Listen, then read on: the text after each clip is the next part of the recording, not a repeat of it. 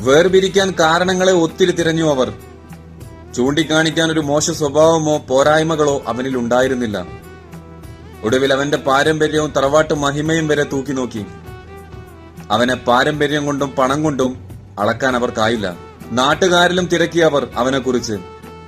നിങ്ങളുടെ മകളെ പ്രണയിച്ചു എന്നല്ലാതെ ഒരു കുറവും ഞങ്ങൾ അവനിൽ കണ്ടതില്ല എന്ന് തെരുവുകളും മറുപടി നൽകി.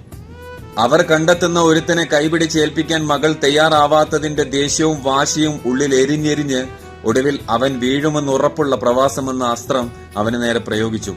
മകളെ ഒരു പ്രവാസിക്ക് മംഗലം ചെയ്തു കൊടുക്കാൻ ഞങ്ങൾ താല്പര്യപ്പെടുന്നില്ല എന്നായിരുന്നു ആ വാക്കുകൾ. എന്നാൽ അവനെ ജീവിക്കാനും ജീവിച്ച് കാണിക്കാനും പഠിപ്പിച്ച ആ മണ്ണിനെ ഒന്നിനു വേണ്ടിയും ഉപേക്ഷിക്കാൻ അവൻ തയ്യാറായിരുന്നില്ല. അവളുടെ കുടുംബത്തിന്റെ ആ അഭിപ്രായത്തോടുള്ള മറുപടി, അതിനുത്തരം നിങ്ങളുടെ മകളുടെ പക്കലുണ്ട് എന്നായിരുന്നു.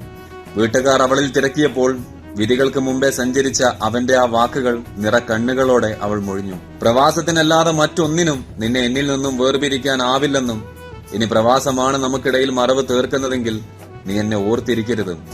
ഞാൻ നിന്നെ കാത്തിരിക്കില്ല.